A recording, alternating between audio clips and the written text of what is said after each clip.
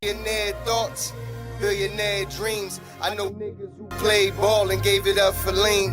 Millionaire thoughts, billionaire dreams, but my account in overdraft, I'm about to scream. Rich man greed, a poor man prayers. Every man bleeds, but look how God made us. Too many losses, it's only right that we win. Yeah, I made a promise I'm never gonna lose again. Under the Fair Use Act, these videos are for information and educational purposes, and I do not own the rights to any of these videos that are shown. All rights reserved to the original content creators. Yo, what's going on? It's your boy SL550, and this is the Never Gonna Lose Again podcast. Before we start, man, make sure you like, share, and also subscribe to the channel. Help your boy get monetized. I'm on my way to 500 subscribers, and I truly do appreciate everybody who does tap in with your boy. So today, man, we're going to go into a few things surrounding Charlie Kirk, and we're going to tap in with We Got Receipts on YouTube. She's a dope content creator along with LV Nation, and also we're going to tap in with Candace Owens on the last video. So it's been a lot going on surrounding Charlie Kirk's assassination.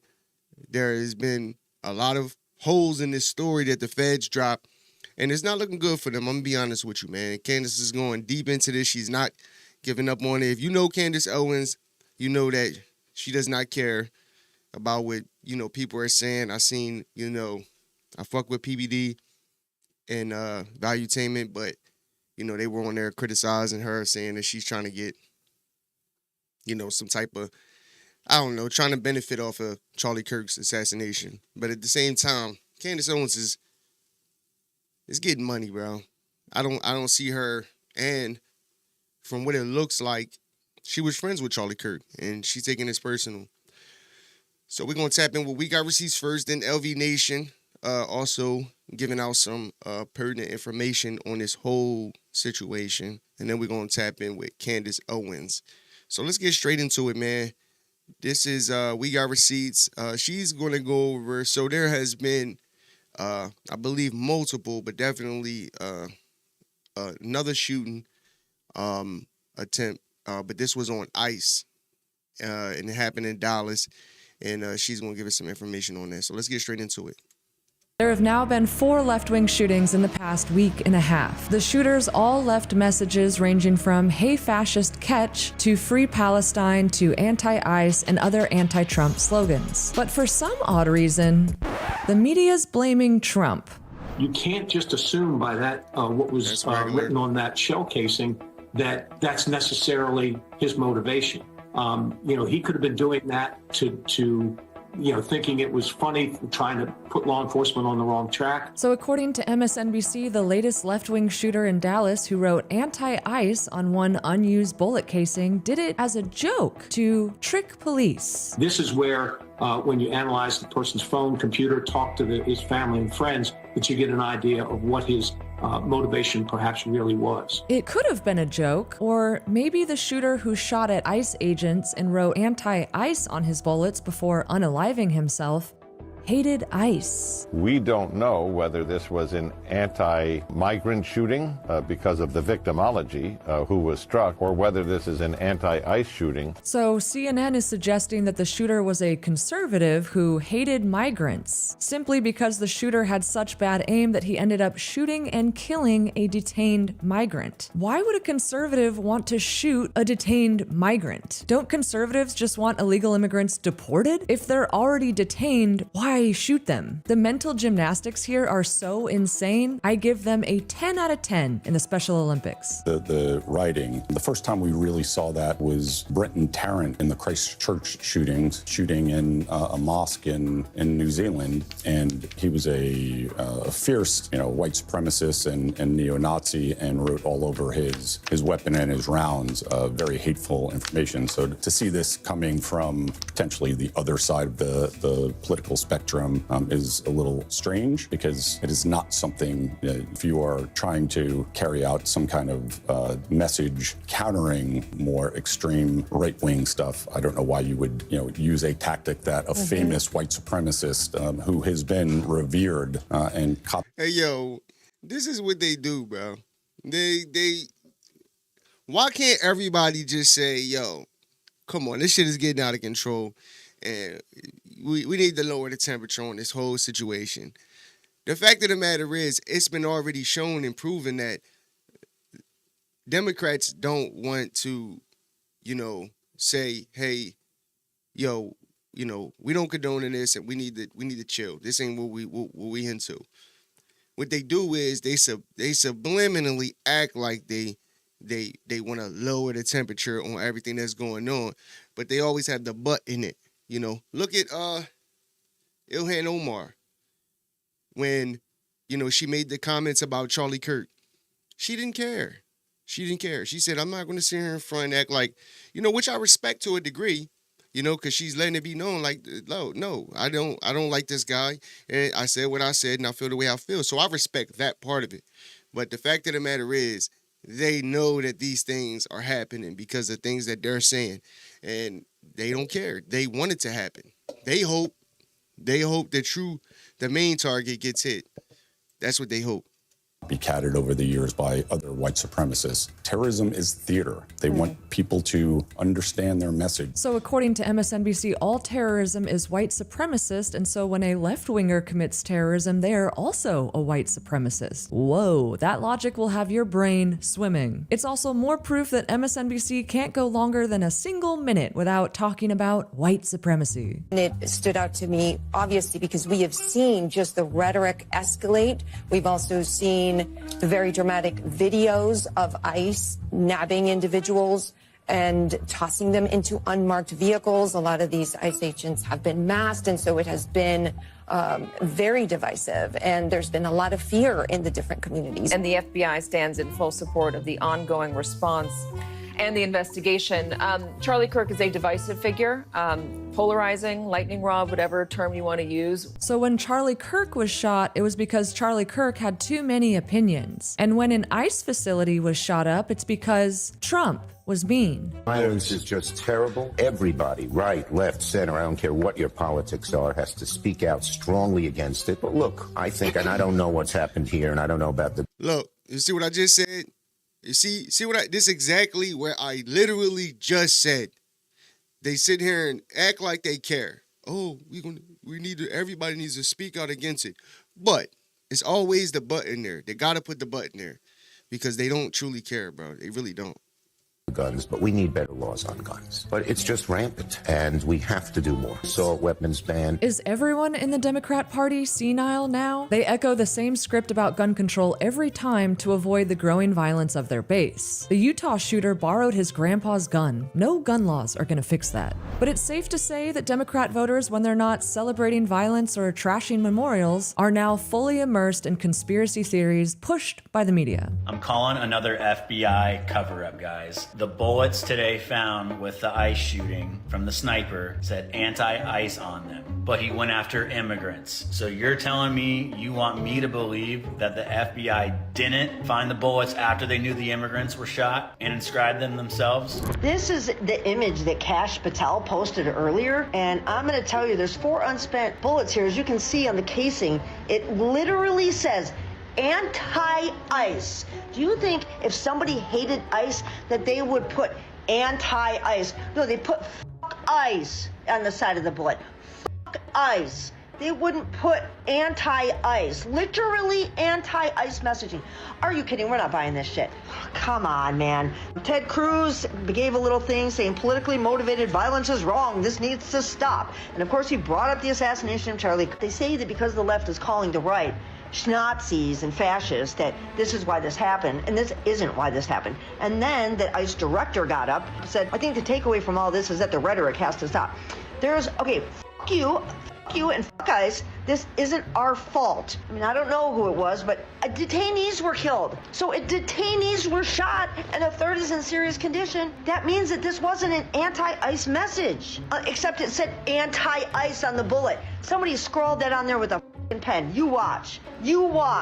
This was not left-wing violence. Stop trying to make it so. Do you think if someone hated ICE, they would put anti-ICE on the bullets? Yes. That's literally what that means. But don't take my word for it. This is the shooter here with his Facebook profile picture, replete with the communist hammer and sickle and a rifle. And don't let them memory hole this Axios article from a few months ago, which explicitly quoted Democrat Party voters who said, quote, there needs to be blood to grab the attention of the press and the public, and that they want their own Democrat Party politicians to be, quote, willing to get shot at ICE facilities. A fourth House Democrat also said that his constituents said that civility isn't working, and to, quote, prepare for violence to protect our democracy. It's not like we've already seen a... That's a fact, bro. Like, she's showing you the information, bro. Like, they've been saying this. You seen, I showed the clips of Jasmine Crockett sitting there saying, not Jasmine, she agreed with it, but the other chick, I don't even know her name, to be honest with you.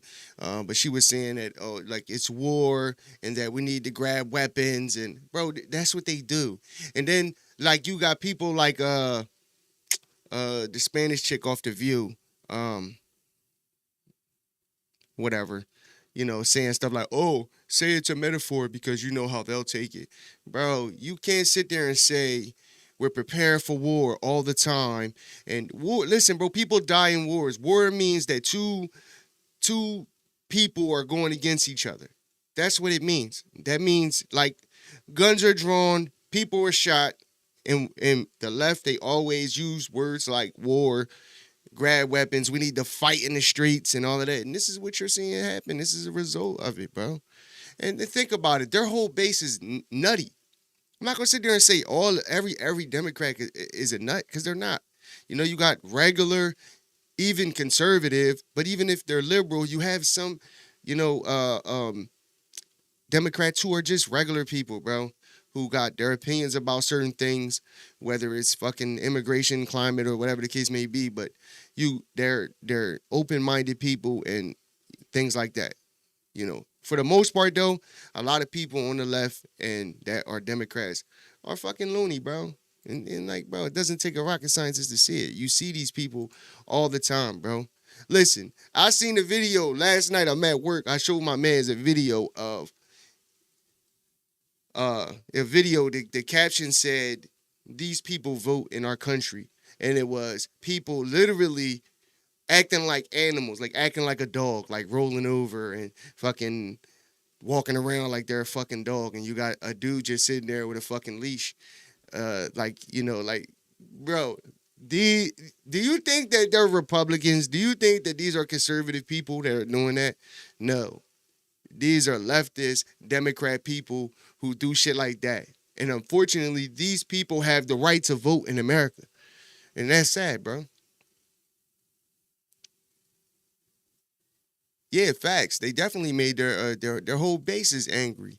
You know, because when you listen, bro, for literally a decade, they called Trump a Nazi, a fascist, a dictator, you know, said he was the worst thing for America, and all of these things. So if this person that they have literally for a decade straight called all of these negative things, of course you're going to have people feeling like, oh, it's the end of America, and, you know, everything that they say, of course they're going to run with it, bro. And then people just aren't right, bro. Like, come on, bro. Let's be honest, bro.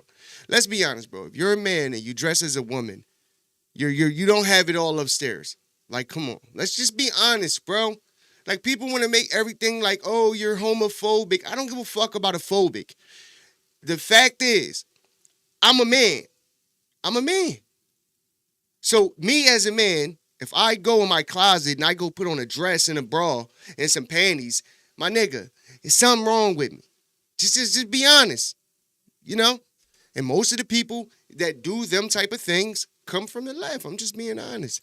And granted, you have some you even have people that are lesbian, even trans, who are even saying like, yo, nah, this stuff is out of control. You know what I mean? I seen a video with a black chick. Matter of fact, it was James Klug. It was just a short, but it was James Klug, and he was saying, he was asking about the whole what a woman is, and of course, it was a girl walking her dog, and she's like, whatever you feel like, and then it was another black lady who she seems like she's probably into some alternative rock or some shit. You know what I mean? But she was just like, no, that's not right. Like, and she even said like, yo, this is getting out of control. You know, the stuff that they're pushing in schools and things like that, they're trying to brainwash the people, and what they're doing is wrong. And it's just facts. It's just facts, bro. Left-wing shooting at an ICE facility in Texas this year. An officer was shot near an immigration detention facility in Alvarado. It happened around 11 last night on Sunflower Lane near the Prairieland Detention Center. Right now, that building is being used by Immigrations and Customs Enforcement. Police say they were responding to reports of a suspicious person. That officer saw a person who appeared to be armed, and police say when that officer tried to engage with that person, they were shot at. The officer was hit in the neck but survived. Yes, the media would love for you to forget the Antifa ambush on the Prairieland Detention Center in Alvarado, Texas this past July 4th, in which over 17 activists have been arrested. One ICE agent was shot in the neck but managed to survive. Even a Washington Post reporter had to admit that the suspects in the shooting were, quote, tied to trans anti-fascist activism. Yes, in little over a week, we've seen 4 left-wing shootings and non-lethal left-wing violence, like trashing Charlie Kirk memorials and leftists starting fistfights at candlelight vigils. If someone they cared about had died, leftists would be violently rioting and looting, so I guess they had to express their violent rage somehow after the Kirk assassination. If only we could figure out why the Democrat Party base is violently attacking ICE facilities. I guess it's just a mystery for the ages. This is Gestapo-like behavior. Plainclothes officers wearing masks are terrorizing immigrants. The ICE issue is alarming beyond words. Masked men jumping out of unmarked cars, people disappearing, no due process.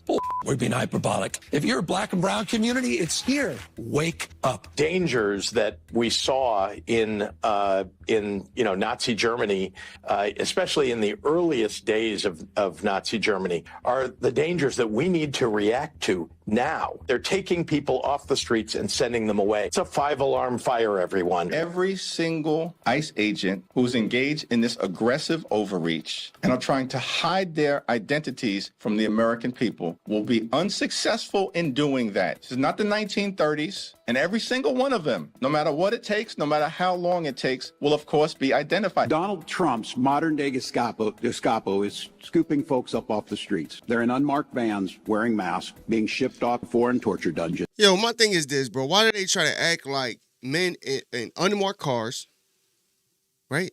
Bro, I'm from the hood, bro. Unmarked cars, mask on, jumping out of unmarked vehicles. That sound like regular jump out boys to me. That's regular shit. Why are they trying to act like this is abnormal behavior from police? It's not. They've been doing this forever. What are they talking about, bro? These people are weird, bro. And they'll do and say anything to rile up their base so they can go out here and commit these violent acts that they've been committing. And bro, my thing is, why would I ever follow anything that these people say, right? Like weird ass tampon Tim, putting tampons in boys' bathrooms. You know what I'm saying? All of the things that came out that he was doing over there in Minnesota. Hakeem Jeffries, fake ass Obama, weirdo. Gavin Newsom. Do you know what Gavin Newsom is doing in California? It says in California, right? The bill at the center of this controversy, an assembly bill 495 is called AB 495, known as the Family Preparedness Plan Act of 2025. Critics have raised alarms over this bill's provisions, alleging it could allow unauthorized individuals to assume custody of a child with little more than a signed affidavit. Bro, this means that in California, if this bill gets passed, not sure if it passed yet, but if it gets passed, anybody with a written affidavit, not a license, not showing any type of guardianship over your child, no nothing, can have this form that anyone can get, sign it, go up to your school and literally sign your kid out of school with no problem and take your kid. This is the type of laws that they're passing in these Democrat states, bro. What? Bro. It says parental rights groups and other critics argue that the bill creates dangerous loopholes. They contended could allow an unrelated adult to gain broad authority over a child by signing a caregiver affidavit without a court hearing, background check, or the need for notarization or parental consent. Which means your kid, without a random person, anybody, without no written consent from a parent or nothing, can go up to a school in California if this bill gets passed and sign your kid out, and there's nothing you can do about it. And your kid your kid could be legally kidnapped. Bro, I can't listen to somebody who passes these types of bills. You know, they want to talk about Trump. Oh, Trump is saying that Tylenol is causing autism. First of all, if you go back and listen, because I played the video, Trump never said that it causes autism. Before he even started, he let it be known that basically everything that he was saying is stuff that they're studying and looking into. And he was just giving you he was just basically saying that this is something that most mothers are taking. It's a fact. My girl's pregnant right now. I got a 1-year-old and I'm about to have a newborn soon. Tylenol is the number one thing that they give you. The number one. And all he's saying is just be safe, man. Don't take it if you can't, because this might be one of the things that is leading to, other things too outside of autism. So, the stuff that they do, the way they flip shit and try to gaslight the people is crazy. It's ridiculous. They already do the exact same thing with houses. I've been talking so much, I don't even know what that's related to. See, Wag, what's that? Same thing with houses? Talking about what? Yeah, they crazy though, bro. This is the manipulation is so real. No chance to mount a defense, not even a chance to kiss a loved one goodbye, just grabbed up by... How can you even take advice from a man who put tampons in boys' bathrooms? Yo, masked agents shoved into those vans and disappeared. We need to make sure there's a firewall that they have to come through before they get to them. Early evidence that we've seen from rounds that were found near the suspected shooter contain messages that are anti-ICE in nature. Again, this is just the most recent example of this type of attack. A 23-year-old lunatic leftist shot up a wedding this past weekend while shouting "Free Palestine." Get the sense that they knew who. Didn't hear anything. He just came out and said, "Wow." What he said. Yeah, what he said was the children are safe and free Palestine. What was that moment like when you heard the gunshots? At first, I didn't realize it was gunshots. Think about that, man. Traumatized forever, bro. Beautiful wedding. Everybody's happy. Like, come on, bro. These people are lunatics, bro. It's just what it is, bro. MK Ultra is real, man. Since a house in Cali, you can legally move in there if they're not home. Oh, yeah. I've heard about that. Yeah, that's crazy. That's crazy, bro. The stuff that these loopholes and these laws and stuff like that. Like, just imagine that, bro. Just imagine you having a home, you and your wife and the family go on vacation for a week or two, and you come back and you got a fucking homeless man in your joint talking about this is shit now. And then you actually have to go to court and fight this situation. Like, there is people out here who actually, I believe, maybe even lost their home type shit to that type of nut shit. It's straight nut shit, bro. Shots.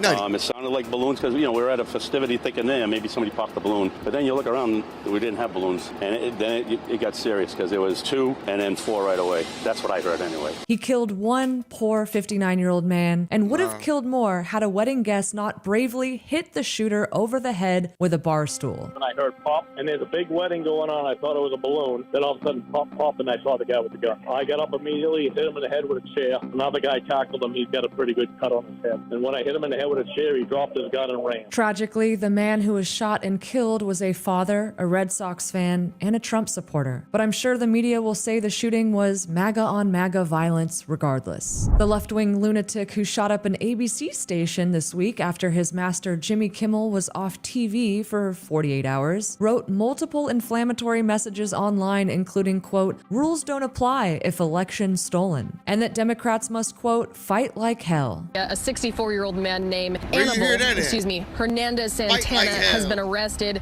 as the suspect in the shooting that led to an investigation here at ABC 10 in Sacramento along Broadway. And as the sun has risen this morning, you can see for yourself plywood over one of the windows in the lobby there. Now, earlier in the day on Friday, police were called here in response to shots fired from outside the ABC 10's building. No one was injured despite the building being occupied at the time.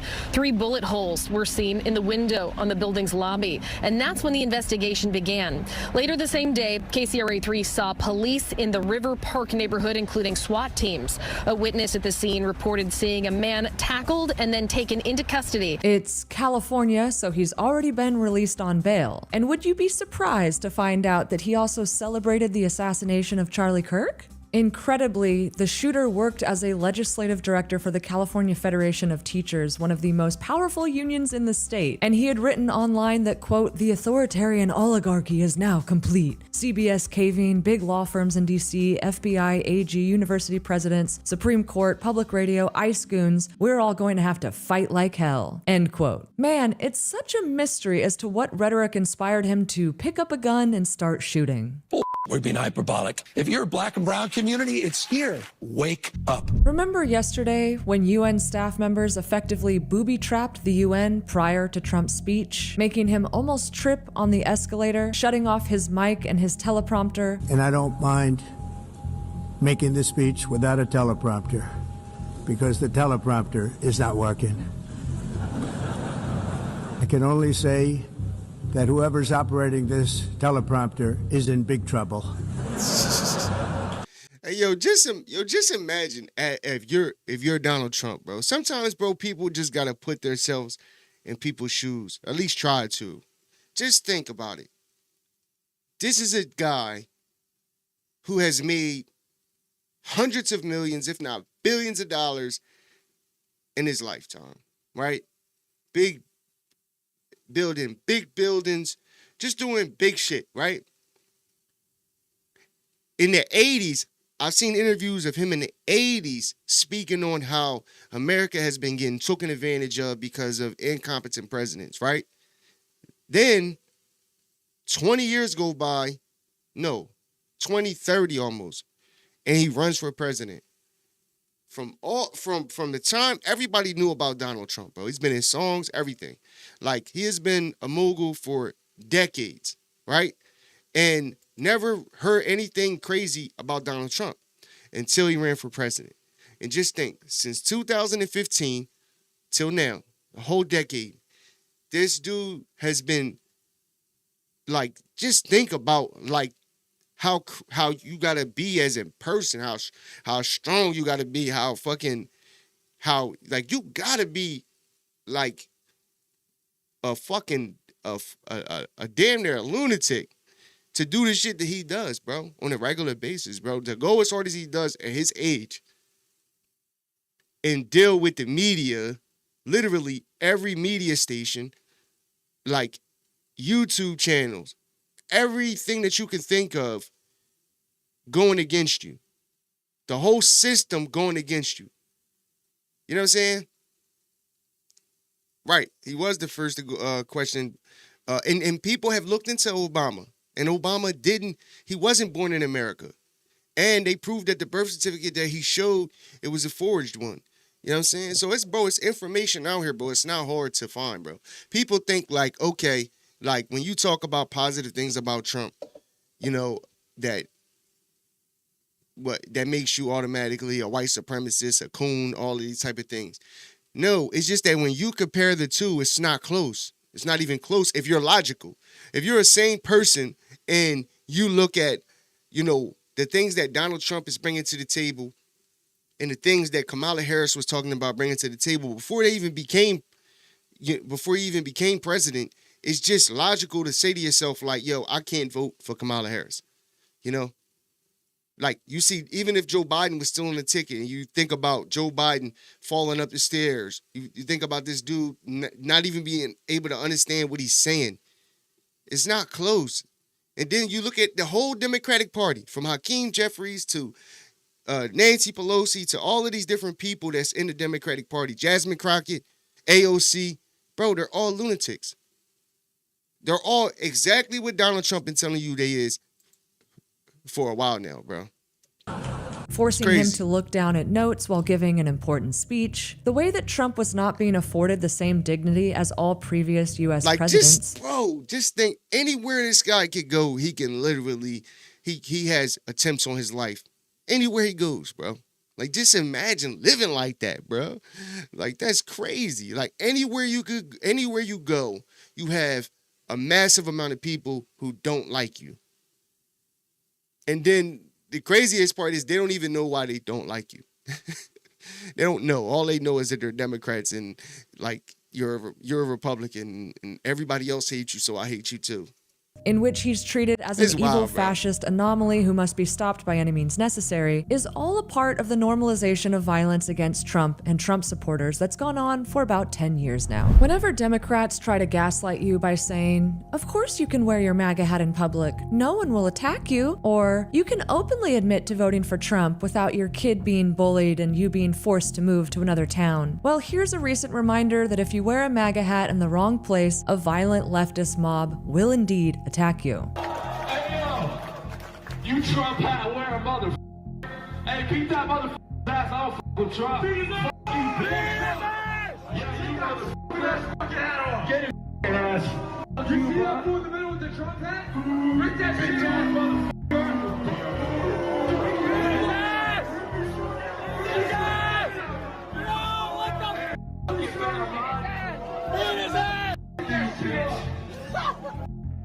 Shut my dick, boy.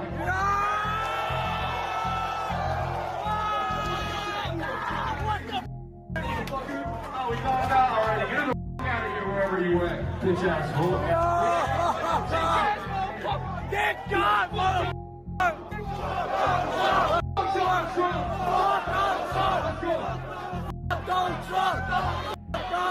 J.D. Vance railed against the media for calling Republicans Nazis for years now, as well as for spreading dangerous misinformation about a 5-year-old autistic girl being mistreated by ICE. As it turns out, this was a completely fabricated story. It was the illegal immigrant father who'd abandoned his daughter in his car. But it's stories like these that are openly inciting violence. They said that immigration enforcement had detained a 5-year-old autistic girl in order to get to that girl's father. Turned out that story was a complete fabrication. It was a complete dishonest lie. But when you go around and lie about our law enforcement and you tell them that they're mistreating 5-year-old girls, what do you think is going to happen? When Democratic politicians incur doxing, when they encourage us to unmask ICE enforcement officers, what do you think is going to happen? When the mayor of Los Angeles encourages violent protesters to get in the face of our law enforcement, what do you think is going to happen? What's going to happen is political violence, and political violence has gotten out of control in this country. We got to stop it. We got to condemn it. And that starts, unfortunately, at the very top of the Democratic Party. If you want to stop political violence, stop attacking our law enforcement as the Gestapo. If you want to stop political violence, stop telling your supporters that everybody who disagrees with you is a Nazi. If you want to stop political violence, look in the mirror. That's the way that we stop political violence in this country, and we've got to do it. J.D. Vance then said, if politicians like Gavin Newsom keep calling us authoritarian and aspiring violent attacks against us, Republicans, then they can go to hell. Because here's what happens when Democrats like Gavin Newsom did say that these people are part of an authoritarian government. When the left-wing media lies about what they're doing, when they lie about who they're arresting, when they lie about the actual job of law enforcement, what they're doing is encouraging crazy people to go and commit violence. You don't have to to agree with my immigration policies. You don't have to agree with Donald Trump's immigration policies. But if your political rhetoric encourages violence against our law enforcement, you can go straight to hell, and you have no place in the political conversation of the United States of America. Gavin Newsom then tried to do a comeback, saying effectively, watching you speak feels like hell already. Gavin Newsom's really just trying to be the insult king like Trump, so desperately trying to be like Trump. But I wonder how his base feels about him doing a poor impression of Orange Hitler. But just when you thought that 4 left-wing shootings in a week and a half surely will mean that Democrats will stop blaming Trump and the right for this violence, you thought wrong. Here's Greg Gutfeld blasting the both sides argument on the 5. You label someone a fascist or a racist or a Nazi, it makes you free to attack them, and that has been the ideology from the start. The left calls Trump a hate monger. They have called me a hate monger because I ridicule the left, I ridicule protesters, I ridicule academia, Hollywood, the news media. I make fun of The View every day. I make fun of the UN. Guess what?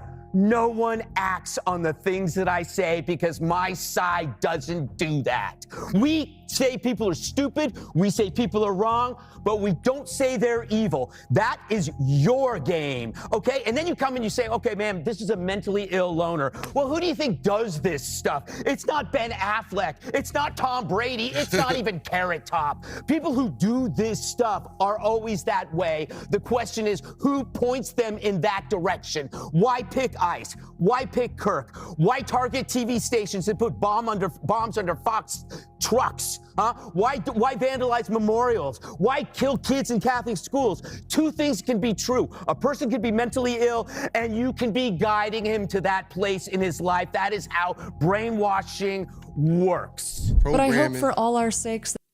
Yeah, man. That's the shout out to We Got Receipts on YouTube, man. Make sure y'all go tap in with her, subscribe to her channel, man. She's very dope. Always giving you the latest. She definitely be doing deep dives, and I fuck with her. I fuck with her content, heavy. Yeah, man. But yeah, bro. With Gutfeld hit it perfectly, bro. Like perfect. The programming is real, bro. These people are programmed, bro, and that's just all it boils down to. They don't care. They don't care, bro. They love you, bro. Right now, Jasmine Crockett, when that happened to Charlie Kirk, bro, Jasmine Crockett, Ilhan Omar, AOC, they all were celebrating. They all were happy. They love this. They love this because they're programmed too. They're brainwashed too. They have it in their brains that Trump is really an enemy. You're bugging, bro. Honestly, bro, I think it should be illegal for shit that they do. The shit that they do, the shit that they say, I think it should be illegal, bro. If you're the president of the United States, you should not be able to have your own people saying some of the stuff that they're saying. It's one thing to disagree. It's one thing to say, yo, the policy, it doesn't make sense, and to debate and argue and to come up with better solutions. But they don't do that. They don't do that. They come up with 0 solutions, and all they do is have hate, and that's it. That's all they do. It's fear-mongering. That's all. And that's what they want. And they project. That's their best tool that they have. They stick together, number 1. And number 2, they project. They project exactly who they are onto Donald Trump and the Trump administration. And that's a fact. And you see it. You see it all the time. You know what I mean? But let's get into this next video with LV Nation. Shout out to him. Make sure you go tap in with him on YouTube. My guy Lou Valentino, official. Dope content creator. Make sure y'all tap in with him, man. Let's get into this video. Charlie Kirk openly questioned the story Israel was trying to tell the world about October 7th. I think some questions need to be asked. Was there a stand down order? Was there a stand down order? 6 hours? I don't believe it. I've been to that Gaza border. You cannot go 10 feet without running into a 19-year-old with an AR-15 or an automatic machine gun that is an IDF soldier. Right? The whole country is surveilled. There's also another country that asked Qatar to support Hamas. It was Israel. In 2018... Yo, pay attention to this information that LV Nation is giving you. This is Matt Gaetz. Pay attention to this shit. This shit gets deep, bro. And it just opens your mind, bro. If you're an open-minded person, just opens your brain to the shit that these governments do. Netanyahu himself sent a secret letter to the Qatari leadership. In that letter, he urged Qatar to deliver $30 million a month to Gaza. He said this funding would help reduce the motivation of terror groups to carry out attacks, prevent a humanitarian crisis, and preserve regional stability. So in May of 2025, Netanyahu publicly admitted that since 2018, his government had allowed Qatar to transfer money to Hamas in Gaza, and that was according to his own request. That policy was approved by the full Israeli security cabinet. So if you believe Netanyahu himself, he went from asking Qatar to send money to Hamas to bombing Qatar for not extraditing Hamas. He doesn't think this serves Israel's interest or the United States' interest. Yeah, it really doesn't. Qatar just gifted the United States a $400 million jet. Israel sending bombs in return is one heck of a thank you note. On Capitol Hill, Florida Democratic Congress. Okay. I'm going to give you this is he's oh man, this is a lot. This is crazy. So he's talking about the relationship between Charlie Kirk and Israel, because Candace Owens came out and said that there was an argument that was had in the Hamptons between Bill Ackman and other pro-Israeli cabinet members that were putting a lot of pressure on Charlie Kirk to maintain himself in that pro-Israel light. This is now Matt Gaetz is saying that he believes that Charlie Kirk was under imminent pressure to make sure that he doesn't platform people that are against Israel, and that he was offered $150 million. By the way, something extremely bizarre that happened as well. And again, this video might rub you the wrong way. I don't really care. I'm going to show you what Matt Gaetz is saying. Matt Gaetz, Candace Owens, Marjorie Taylor Greene, Tucker Carlson, some of the and Matt Gaetz. Listen, Matt Gaetz is like a Candace Owens, a Tucker Carlson. He is going to keep it real. He is one of the guys that they're fearful of, and when it came to hearings and all of that. Like, this dude Matt Gaetz is sharp, bro, sharp. Let me let me move my joint over because I want to block my guy. Let's move it over for a little bit. Hold up. Now you know what? I'll just move it over like this. All right. Let's get back to it. the biggest voices in politics that all of a sudden people just hate. And I thought we should take a look at it. But I did see this. This is September 17th. And Benjamin Netanyahu of Israel literally made a video. He literally made a 2-minute video explaining to Americans that Israel had nothing to do with this, or that they had nothing to do with this. This also comes after he got backlash for coming out you have to do that? And basically just saying, your whole hey, country. You know, he was a great friend. He was an amazing guy. He loved Israel. And then people were saying, no, he actually was not very good friends with you. He was actually challenging you. Why would you come out and say that after his death? And then he gets on here to explain to people that the conspiracies aren't real. Now, just think about that, too. This is a prime minister of a country. This is their president. Why would you have to come out and say anything about Charlie Kirk, saying that you wouldn't have to do any, you wouldn't have nothing to do with Charlie Kirk and the whole Charlie Kirk situation? That is odd, bro.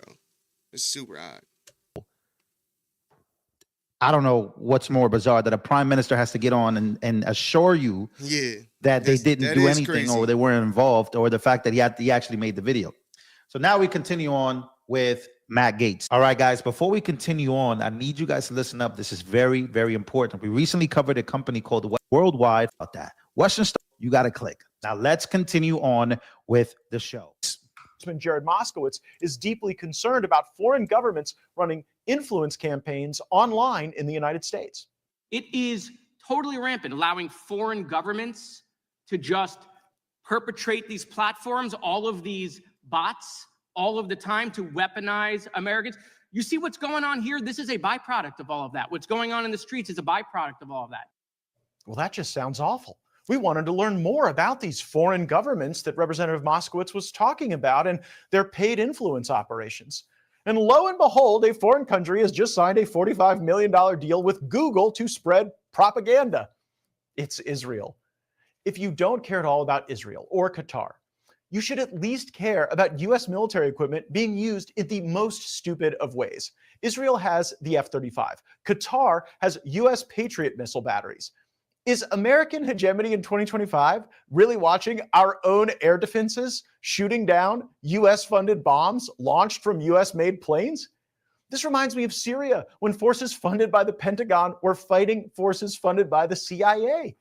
This week, U.S. House Speaker Mike Johnson held a meeting with AIPAC and Jewish leaders on Capitol Hill. Several reports out of that meeting suggest Speaker Johnson committed to screen potential congressional candidates to ensure they are aligned with the current policies of the Israeli government.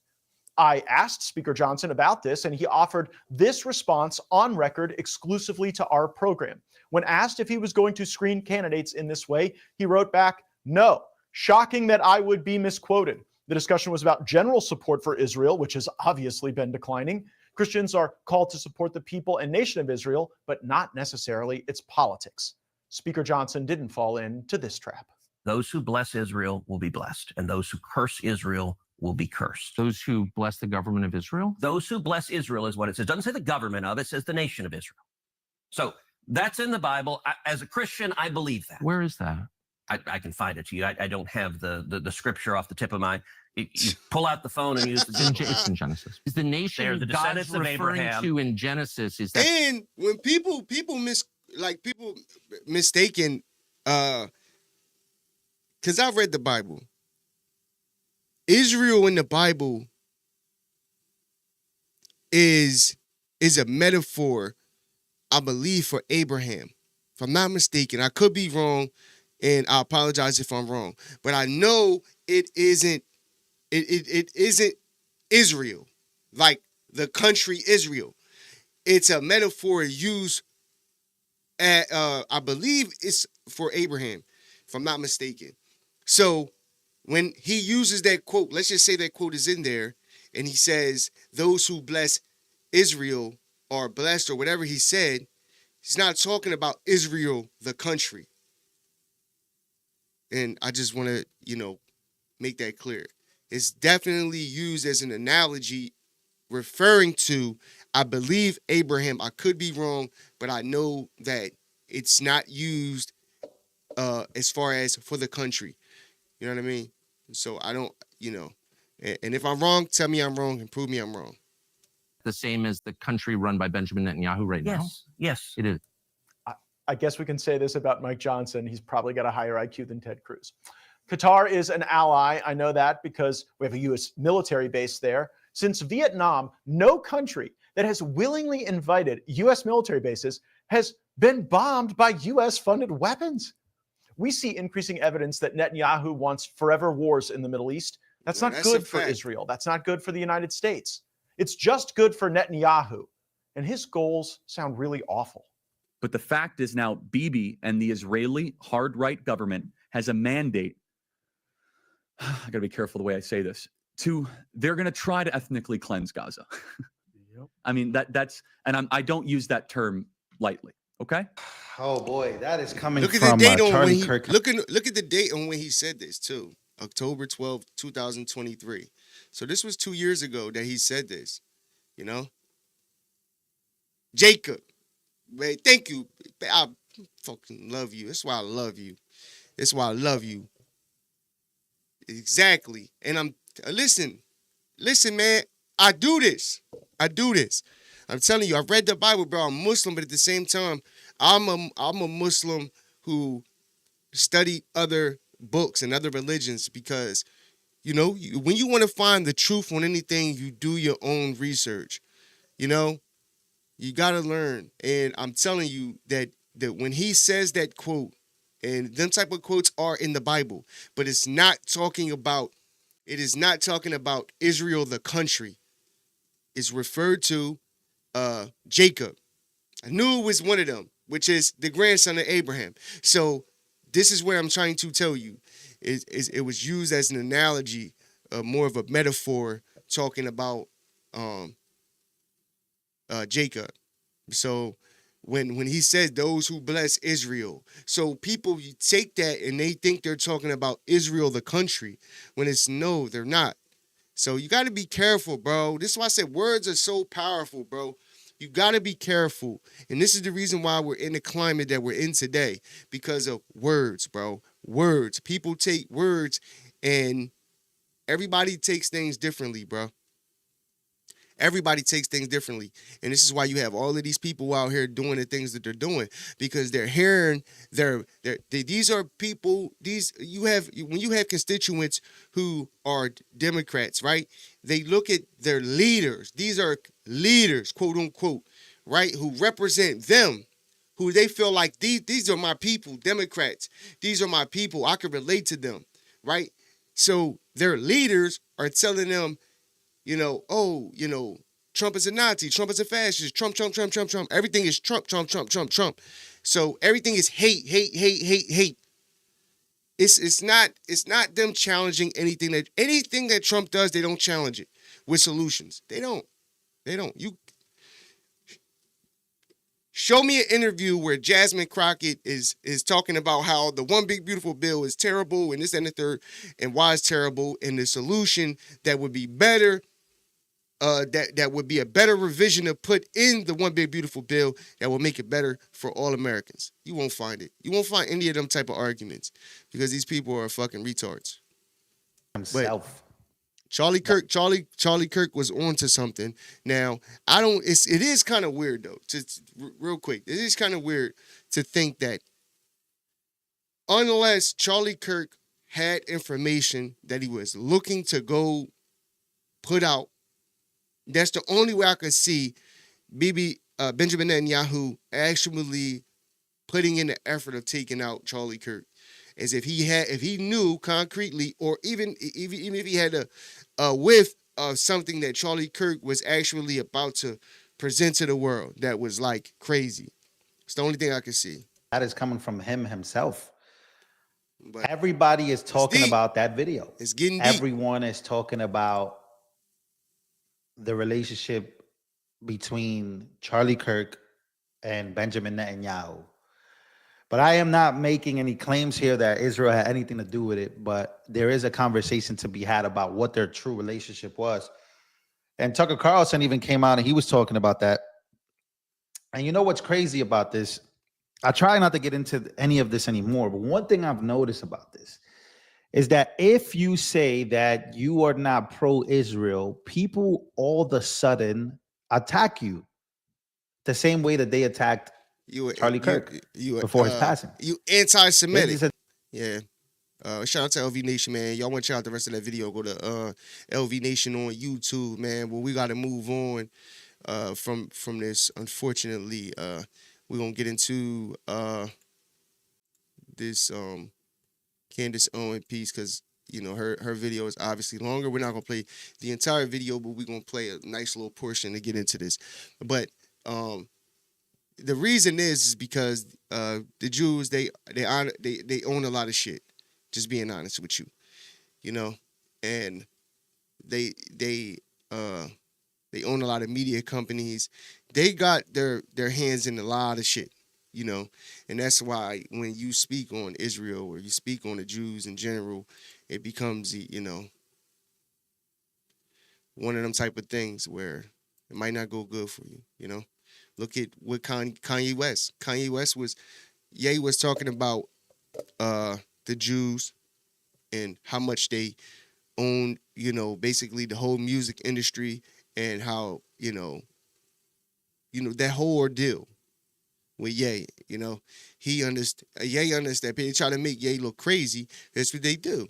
Remember Dave Chappelle didn't take that 50 million for the Dave Chappelle show to continue it, I believe.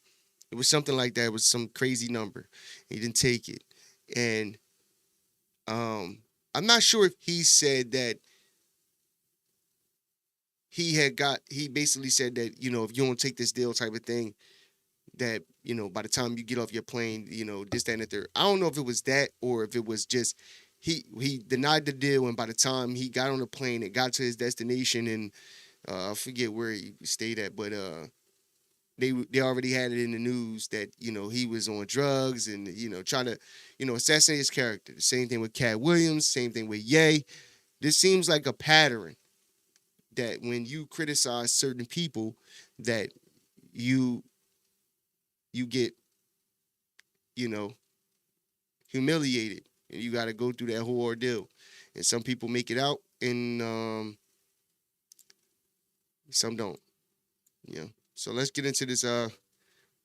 It's crazy times, bro. It's so crazy right now, bro. It's interesting. It's interesting, but it's actually a scary time because, the fact that you can get, they preach. Just think about that. They preach, freedom of speech and all of this stuff. When they was talking all this shit when Jimmy Kimmel got suspended, he got suspended, and they were talking about cancel culture, this, that, and the third, but they're literally out here trying to kill and assassinate people for their views. Charlie Kirk got killed for his opinions, for his ideology, for his views, for his faith. It's deep, man. But it's definitely a holy war for sure. Let's get into it. A couple of things that I want to say at the top to help focus some of these investigations that are going on. So many people that are sending us emails, and I see a lot of the chatter that's happening. First and foremost, no, Charlie was not wearing an earpiece. He was not wearing an earpiece. I saw some of that earlier footage and it looked like he was. And I was able to verify that actually what people think is an earpiece that's coming up is actually the necklace that he was wearing. I also want you guys to know that he was not wearing a bulletproof vest. I was able to verify that, and there does seem to be a backstory there. Somebody that had reached out who had been providing vests for Charlie and then no longer was providing vests for him. We're looking into that, but I wanted you to know those two facts. All right. I don't know, Candace, because that looked like a vest or something under his shirt. Something was there. Something was there. I don't know. Now, jumping into what I wanted to discuss today, we thought we should go back and re-examine all of the witnesses, okay? The people who spoke out to the press in the immediate aftermath of the killing. Obviously, that's what brought us to Caldera Engineering, the man who owned a couple of houses on that block. And we found out that Caldera Engineering, a lot of the employees live on that block. And then, of course, I want to be clear, it doesn't make these people guilty of anything. But I thought it was interesting that I kept seeing this theme that none of these individuals were students of UVU. I guess that's just coincidental. Just to go back, we had already discussed Tiffany Barker and that early morning GMA interview, Good Morning America interview that she did with her nieces. So I'm going to show you that again to jog your memory because we have an update. Take a listen.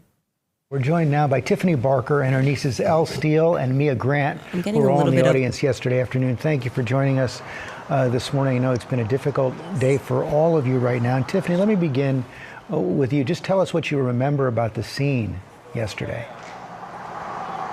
It was horrific. There was one shot that rang out, and everybody instantly looked around and then fell to the ground. People saw Charlie instantly get shot in the neck.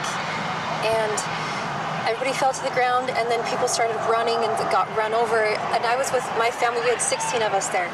So 5 adults and like 11 children. And we instantly got separated. We're trying to find everybody. And we had amazing Good Samaritans that grabbed kids. One took my niece and took her to her apartment. Somebody grabbed these two and my daughter and took them over to the tennis courts and stayed with them till I came. It was a super awful tragedy, and there were really good people that stood up and supported each other, and it was actually really powerful to see that. Elle and Mia, I can't imagine how scared you must have been yesterday. What can you tell us about what you all remember? Elle, you go first. So I remember hearing this thing. It was hard to know what it was, but then I saw it. And I saw blood everywhere, and it hit his artery, and then I fell to the ground.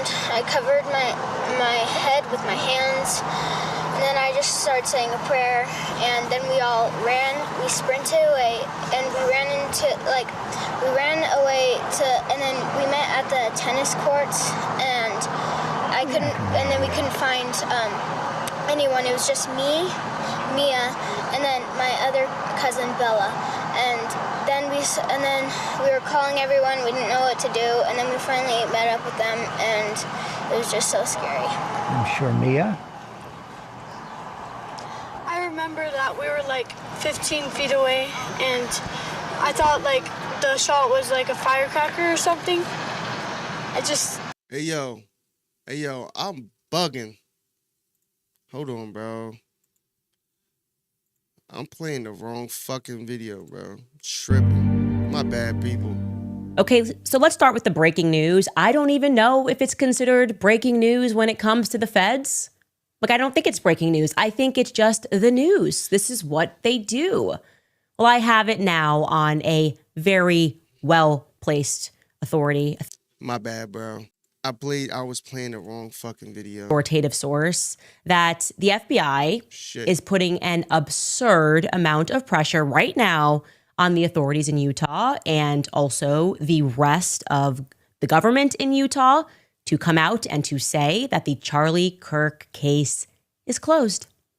They want it over. They want Charlie's assassination to be officially ruled lone gunman. It was a lone gunman that did that. Nobody else is involved. Now, why would they? Why would they want that, right? What are they saying, at least to the authorities? Are they saying like, this is the reason? And I'm sure they're not coming out and being honest or saying something that might ring truer to us, the public, which would be them saying, well, we know who did this and we want to protect those people, so close the case. What they're actually saying instead is essentially, if you don't close the case against Charlie Kirk and rule it a lone gunman, then it might mess up our prosecution against Tyler Robinson. That feels a little bit to me like moral blackmail. Hey, man, we're not hiding anything, but we've got this guy, Tyler Robinson. If you don't close this case, then it might harm our chances of locking this guy up. Yeah.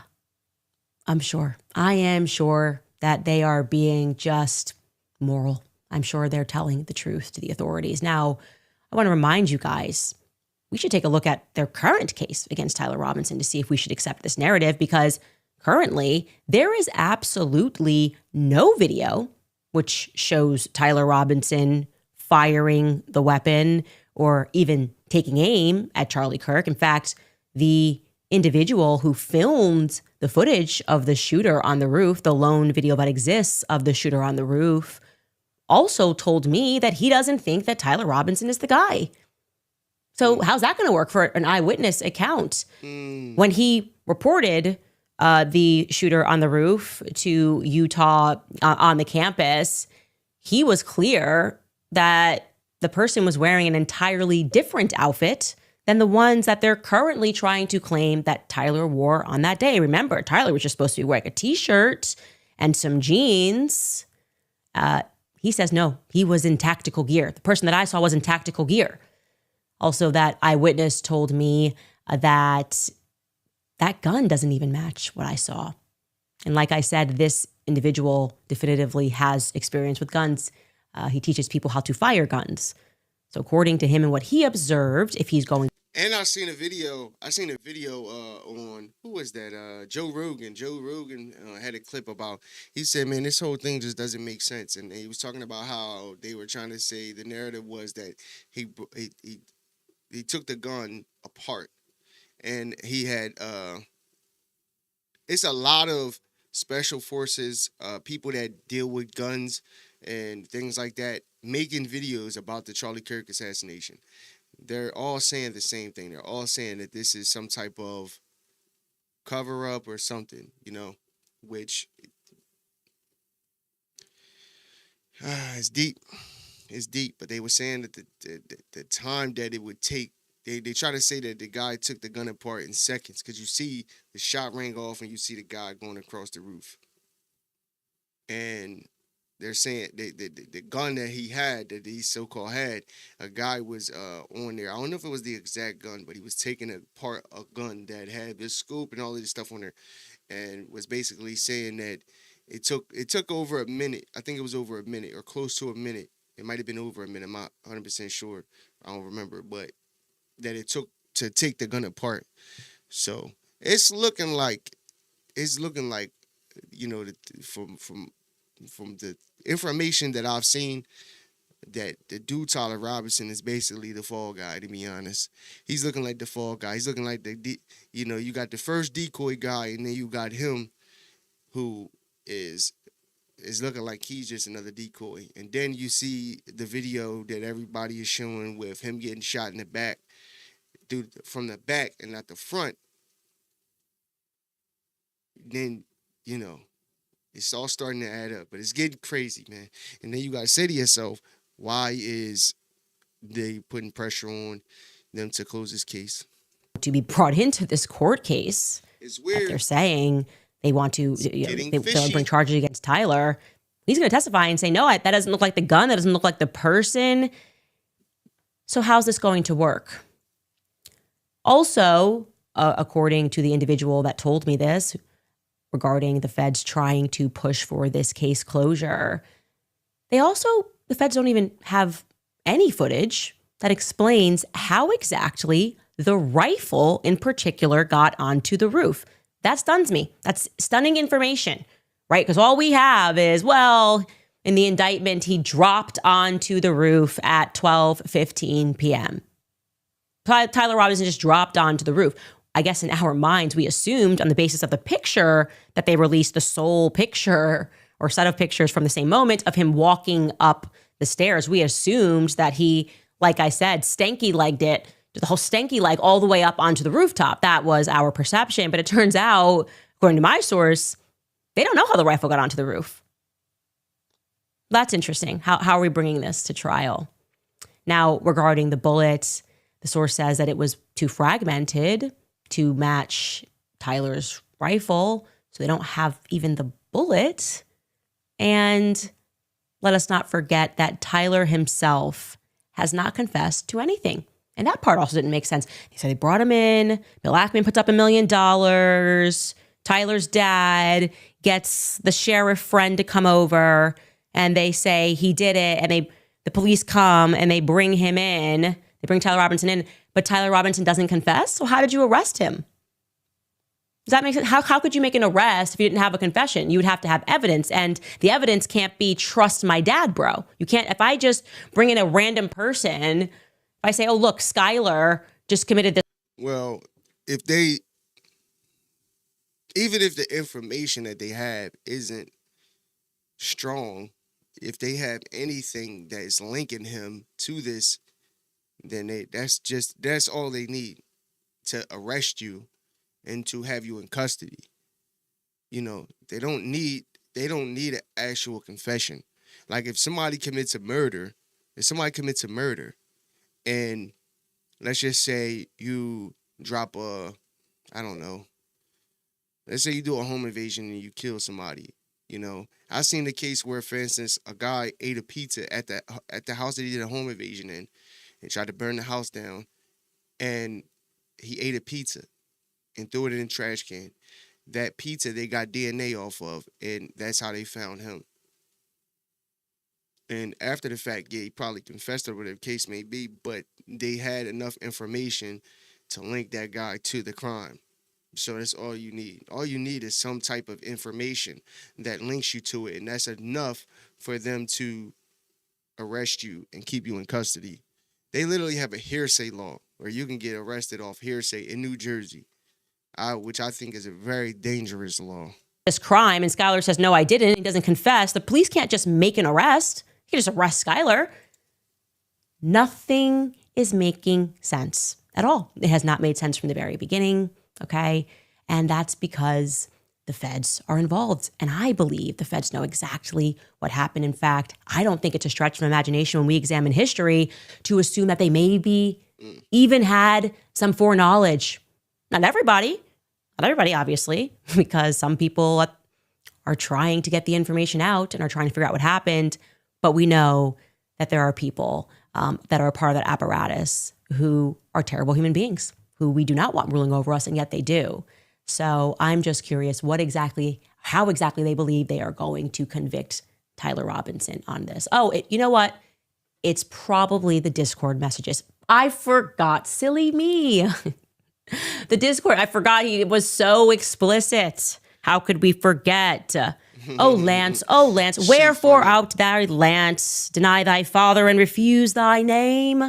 And with thou wilt not, Lance, the bullet, me, my handprints, it was me. It was me, my love. I did everything. I carved it. Do you remember, my love, when I was carving the bullets? Yes, yes. Exactly. This time is when I did it. And these are the reasons, my MAGA daddy, my love, thou wilt not, my love. Cool. Cool story. Very cool story, feds. Kind of feeling like Tyler's going to get off because they've got really nothing but prints. And from my sources, it's not the only set of prints that are on that gun. In fact, the only thing that I have heard that made sense, which did not come from our government, did not come from the feds, did not come from the Utah government, but rather from the people that are on the ground who believe that actually Tyler was just told to walk and drop off his gun at a neighboring house. That for some reason just feels like that might be honest, and that was how he participated in this event. But we'll see, because I'm not going to let this go. So we'll see if the feds tell us to just dismiss it, as they always do.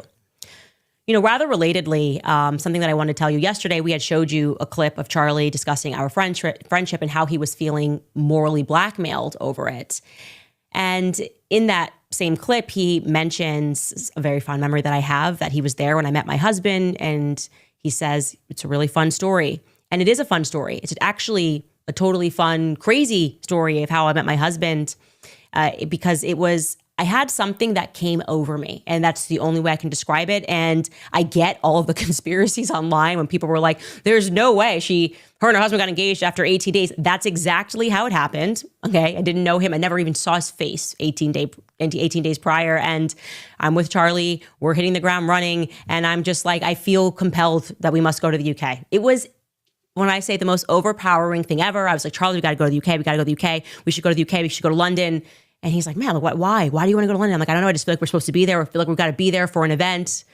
And I did something that I had never done. I took Charlie Kirk's credit card, and I was like, I'm going to find flights and just book it. And then you just figure out, maybe it means we're supposed to start, Turning Point UK. If there's energy there, that was a part of his vision. He wanted Turning Point to be global, and he had people that were interested in the UK. And so I'm showing you this very old text message chain from that time between me and Charlie, where I never booked flights, looked at flights, but I booked these flights. And I was like, look, the flights are dirt cheap. From NYC to London, $450 in coach, or $1,200 in first class. And he's like, wow, let's book it. All right. And we booked the flights. And then suddenly I realized the reason that I had this overwhelming feeling to be there was because I was supposed to be my husband. And the only thing I can say is that it was an intuition. We describe it, that it had to have been God. We had just had no other reason to be there. And then Charlie set up a speaking event with some people that had been interested. And sure enough, we were there to help Turning Point UK get set up.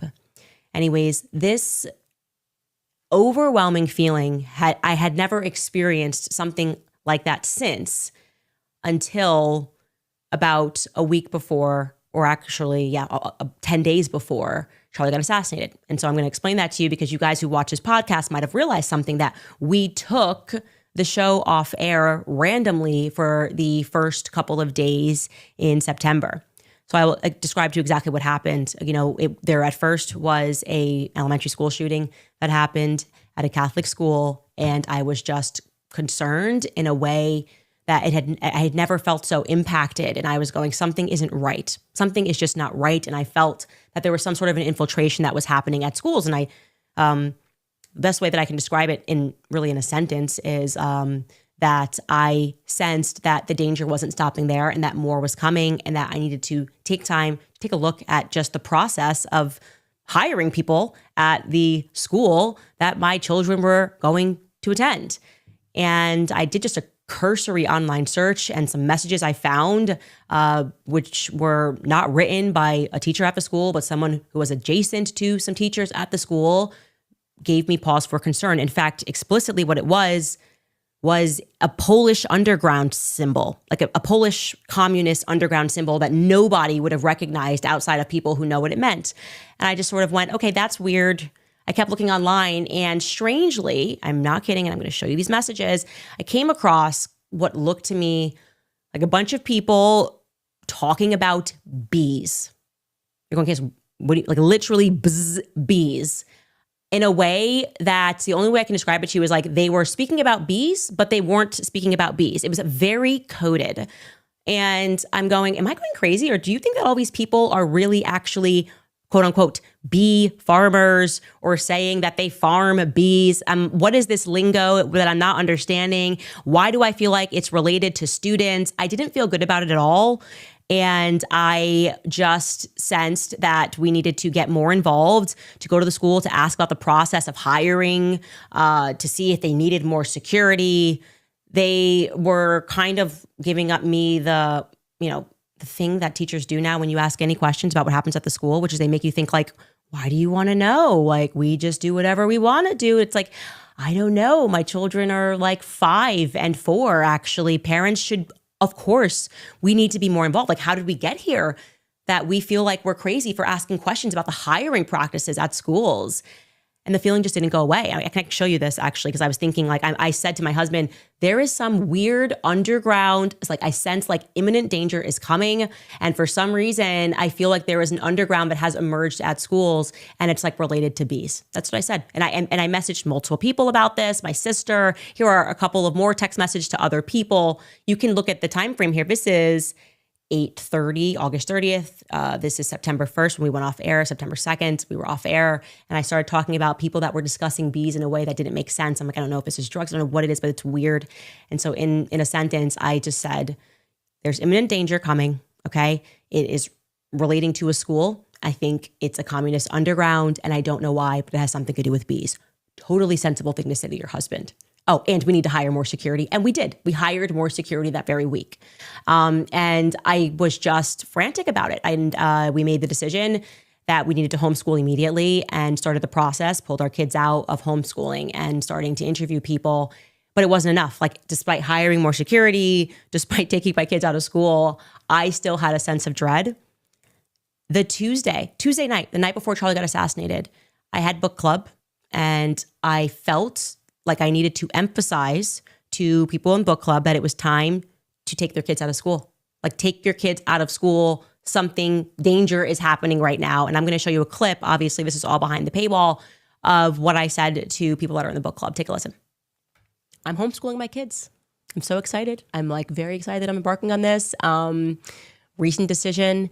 And it is just, I can't explain to you when a weight got lifted off of my shoulders, because I was like, I can't just speak about this. Like, we have to do it and show people that it can be done. And I'm so glad that my sister who did it first, because I was like, my sister, it was very difficult for her to do this. She's got to wake up super early, but seeing her do it made me go, my older sister, I was like, what is wrong with me? Of course I can do this. And again, this weight being lifted off of my shoulders of like, you don't get my kids. This whole system, this whole matrix, got to send your kids to school so we can what? Indoctrinate them mentally. In some schools, there's abuses that are happening, like, and I just have to take the risk and give you my child, like my small child, and then you're going to gaslight me. This is what happened, actually. I was like asking the school basic questions, like, because I was only going to put them in like, a little daycare program, pre-K program, and like I was like, ask questions like, how do you hire people? And they were like, you don't get to ask those questions. What's wrong with you, Mom? It is a scary time, people. I'm like, it is a scary time, man. And it's crazy because I didn't put my kids in daycare. But my son, he go to public school. But it is true. And if your kids, I feel like school can happen, but you have to protect your kids. You have to talk to them on a regular basis, and you have to have certain conversations with them for them to understand that, school is a tool that you can use, but it's not you got to be careful, bro. Like, I tell my son all the time, like, just go to school, do what you got to do, just get this piece of paper that you need, and then, I don't even care about the college thing. If my kids want to go to college and get that experience, then I'm gonna let them take the path that they want to take. But I'm not going to be like, you got to go to college. You have to go to college and force my kids to go to college, because I feel like you could become successful without college, period. But you know, the homeschool option, I've been thinking about that myself, you know, because it is a scary time, man. Like all the school shootings and just the teachers are it's no longer just about science, social studies, math. Now you putting pride flags in the classrooms. You telling children that this is a safe space and you don't have to tell your parents that you want to be, your name is fucking Kendall and you want to be called Kevin. You know, like things that are happening in schools are like beyond crazy. It's beyond crazy. I just told you about in California how they're trying to be able to take your, pretty much just kidnap your kids, pretty much. And what do you like? They got laws to where it's, what are you going to do about it? It's just definitely right. Very scary. Okay. I'm finishing up, man. We're gonna play a little bit more, and then we're gonna. Don't make me think that I'm weird for being a mom. Okay. Don't make me believe or try to sell to me this idea that we're sharing these kids. These are your students. These are my kids. And if you don't understand that. And another thing I want to say is, she's not capping about what she's saying, because a lot of people, you might see these type of things and you might be, oh, she capping. No, she didn't really feel that way. She's showing you a timeline, and she said, I'm gonna play you a video of a clip of, because she probably has some type of membership type of club thing that she does, the book club thing, and she's showing you the actual video of her making the comments that she made about homeschooling her kids. So what she's saying about her intuition is, what? Pregnant women weird me. That's so random. They can't be your students. That's so random. See where? That was on September 9th. Okay. Then came September 10th. Obviously, Charlie lost his life. And a few days later, I was told, and I sensed instantly that there was like a hive of people that were involved in this. I just knew it. And when it happened, I just went, oh my goodness. And my gut is telling me that this was the thing, that the dread that I sensed that was coming out of school. And I had no idea. I am not a flag person at all. And then someone told me, and I was astonished that Utah recently, extraordinarily, modernized their bee flag. I had no idea that the Utah state flag is a hexagonal beehive, right? And unbeknownst to me, that it has always been the beehive state. So in 2024, they modernized their flag, but they've always been known as the beehive state. And to be clear, it's not because they make honey. It's not because they have a high presence of bees. In fact, in terms of making honey or bee-related products, they rank number 24. It's actually the beehive state. It relates to the Mormon church, the Church of Latter-day Saints. Early Mormon pioneers founded that state, and they liked the idea of a beehive working toward a common good. Now, if that sounds vaguely familiar or communist to you, the idea of worker bees, yes, that's where it's from. So this sort of doom that I had about an underground happening, I was just like totally freaked out. It's a Soviet symbol, like the idea of making everybody into a worker bee. And whether you're on the left or the right, you should understand where the public school system comes from. Okay, it is shaped by Soviet ideology. I tell people a must-read book is Inside the American Education System by Thomas Sowell. It is not left or right. He is just telling you how it all came together.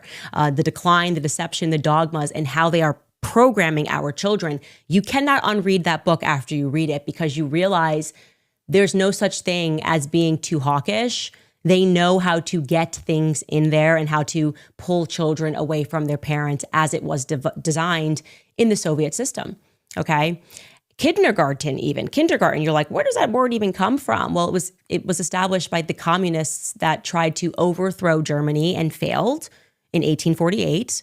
Margaret Schurz's, her family came here, and those same communists wanted to make sure that they established kindergarten access to children. They then fought to make sure that we federalized the education system. These are the same people that pushed to make it so that homeschooling is not a thing, right? Like I said, the very reason they wanted to. Yo, man, we're going to end it, man. I got to go to work, man. But yo, man, I wanted to keep watching this with you guys. But if y'all want to go finish this up, was getting really, really good, man, with Candace Owens. Go to, obviously Candace Owens on YouTube and go finish watching this video. But unfortunately, I got to go. But yo, This is why I love Candace Owens and people like Candace Owens, who actually doesn't just take things for, face value. She actually is doing the work. She is actually looking into these things, and that's what I love about history in general, and just learning shit in general, because things, I keep telling you guys that, when it comes to the government, when it comes to things that are going on, it isn't what you think.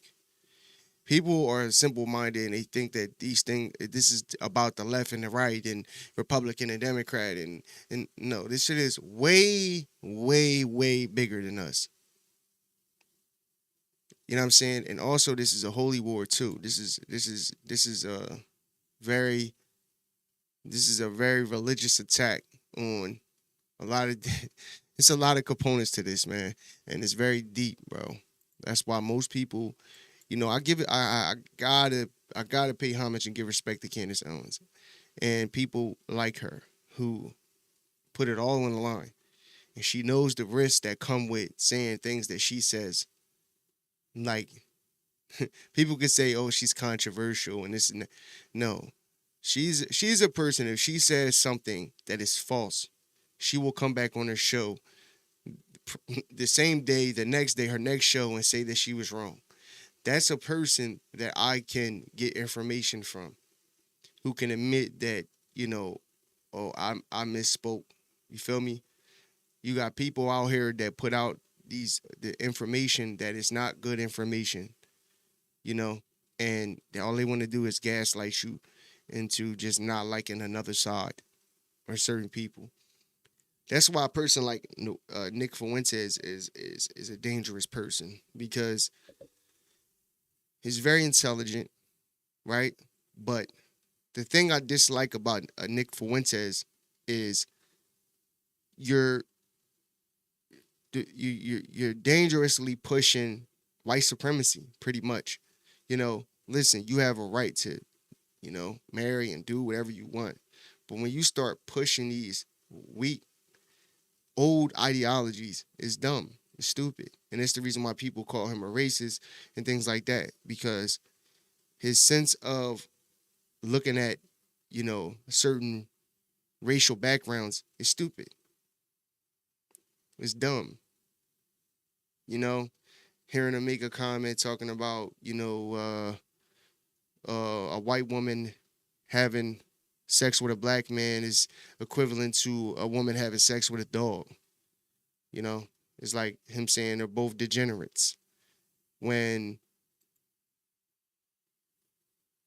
the reason the black culture is the way it is, and partially is our fault too, but it was systematically made to be that way. Because if you go back in time, the black culture was very, very big on education, very big on family, morals, and they had standards. And, but it was during a crazy time in America.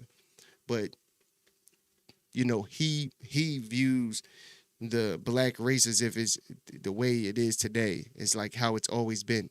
And it wasn't, bro. But like I said, bro, this shit is bigger than what people think, bro. And shout out to Candace Owens, man, trying to get to the bottom of these situations, man. But she got to be careful, man. Seriously. It's definitely wicked out here for real. But yeah, man, that's the show for today, man. If you fuck with the show, make sure you like, share, comment, and also subscribe. Help your boy get to that 500 subscriber mark so I can get monetized, man. And I truly do appreciate everybody. Shout out to C-Wag. Definitely tapped in today. Thanks for all the comments. Yeah, man. This your boy SL550, man. Until tomorrow. Listen, I gotta figure out, because I think 7 o'clock is like a great time, but I don't know. I gotta work that out with the fiance, but I think 7 o'clock is gonna be like the time that I go live.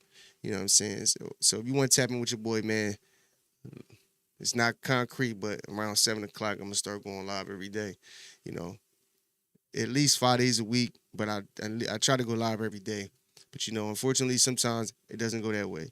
But anyway, man, it's your boy SL550. This the Never Gonna Lose Again podcast, man.